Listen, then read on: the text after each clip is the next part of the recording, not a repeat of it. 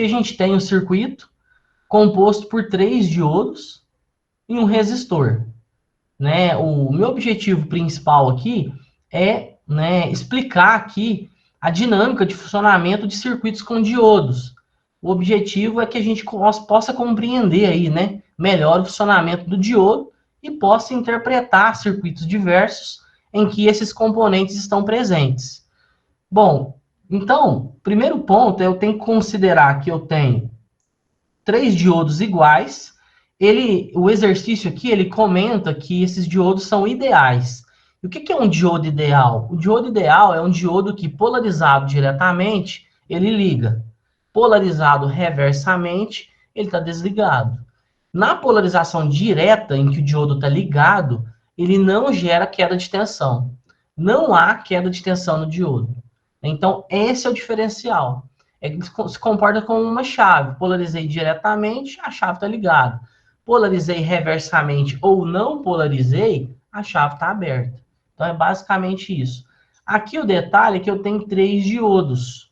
O que vai acontecer aqui com 3 diodos? Esses diodos, eles não estão em paralelo. Veja bem, eles não estão em paralelo. Qual que é o conceito de paralelo? O conceito de paralelo são 2 pontos em comum. Esse ponto, eu vou chamar esse diodo de baixo de D1, o diodo do meio de D2 e o diodo de cima de D3. O diodo D1, ele tem o catodo comum com o diodo D2 e o catodo comum com o diodo D1. Com o diodo D3. Só que os anodos desses 3 diodos, eles não estão no mesmo ponto. Se eles estivessem no mesmo ponto, eles estariam em paralelo. Como eles estão polarizados diretamente, a corrente ia se dividir de forma igual.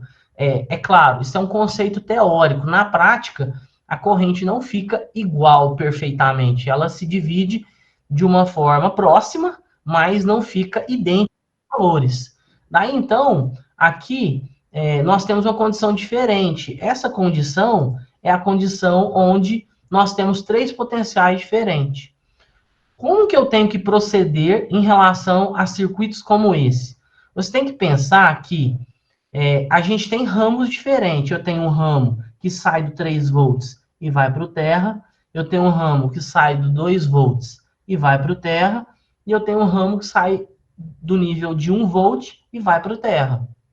Como eu tenho níveis de tensão diferentes, basicamente, o ramo que produz a maior corrente vai ser o ramo que vai estar conduzindo.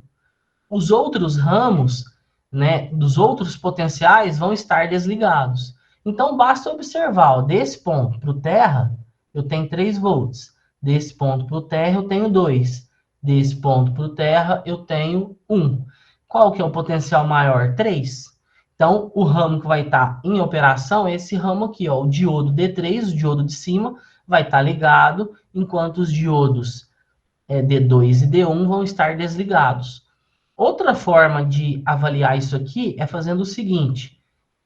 Esse diodo aqui é ideal. Se esse diodo é ideal, na polarização direta, eu não tenho queda. Então, se eu tenho 1 volt no anodo, ele está conduzindo, porque ele está na polarização direta.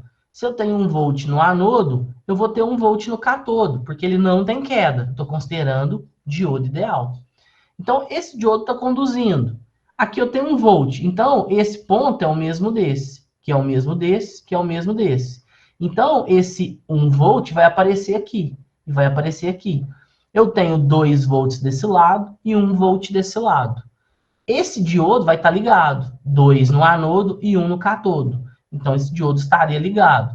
Só que não faz sentido. Se esse diodo está ligado e eu não tenho queda, esse ponto aqui, na verdade, vai ter esse potencial de 2 volts e não o potencial de 1. Se eu usar esse mesmo raciocínio aqui para cima, aqui eu tenho 2 e aqui eu tenho 3. Opa, 3 é maior que 2. Então, esse diodo está ligado. Se ele está ligado, então, nesse ponto, eu não vou ter 2, eu vou ter 3. Então, esse 3 volts, ele vai ser proeminente, ele vai ser, basicamente, vai definir a tensão nesse ponto, o potencial maior. Agora, veja, se eu considerar que realmente é 3, ó, 3 volts, esse diodo está ligado. Então, esse 3 volts vai aparecer no catodo do diodo D2. e no catodo do diodo D1. 3 volts no catodo do diodo D2, eu tenho 2 volts no anodo e 3 no catodo. Então, esse segundo diodo aqui está desligado. Por quê? Porque o potencial do anodo tem que ser maior que o do catodo, e nesse caso não é maior. Então, esse diodo está desligado. Da mesma forma que, se eu tiver 3 no catodo e 1 no anodo, o diodo D1 está desligado. Resumindo, aqui, dessa forma, vamos dizer, mais simplista, eu quis explicar o porquê. Mas, ficou na dúvida, lembre-se que quem vai conduzir é o ramo que a gente tiver a maior diferença de potencial, né, do ponto de entrada para o terra. Então, nesse caso aqui, o do 3 para o terra é a maior diferença de potencial. Então, o diodo D3 está conduzindo, o D2 e o D1 estão desligados. Como esse diodo é ideal, a tensão nesse ponto aqui, que é a mesma tensão nesse, que é a mesma tensão nesse, vai ser 3 volts. Então, aqui ele pediu o valor da tensão, da corrente e da potência. O valor da tensão V, que é a tensão em cima do resistor, o valor da corrente que circula no resistor e o valor da potência dissipada pelo resistor. Então, primeiro ponto, se esse diodo está conduzindo, o diodo de cima, nesse ponto aqui eu tenho 3 volts.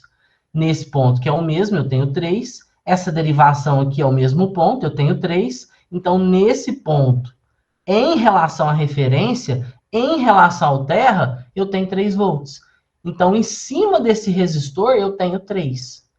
Bom, para eu saber a corrente, basta eu pegar a tensão e dividir pela resistência. 3 dividido por 1000, 3 dividido por 1 é 3. Esse K aqui está no denominador. Se eu passar ele para o numerador, ele vira mili. O K é 10 a terceira. Se eu passar para o denominador, ele vira 10 a menos 3. Então, a corrente aqui que está circulando nesse resistor vai ser de 3 miliamperes. E, por fim, a potência dissipada por esse resistor vai ser a corrente vezes a tensão. Então, 3 vezes 3.000. Então, no caso aqui, esse resistor vai estar transformando em calor, vai estar dissipando uma potência de 9 miliwatts. Outra forma de achar a potência é tensão ao quadrado por resistência, dividido por resistência, ou corrente ao quadrado vezes resistência.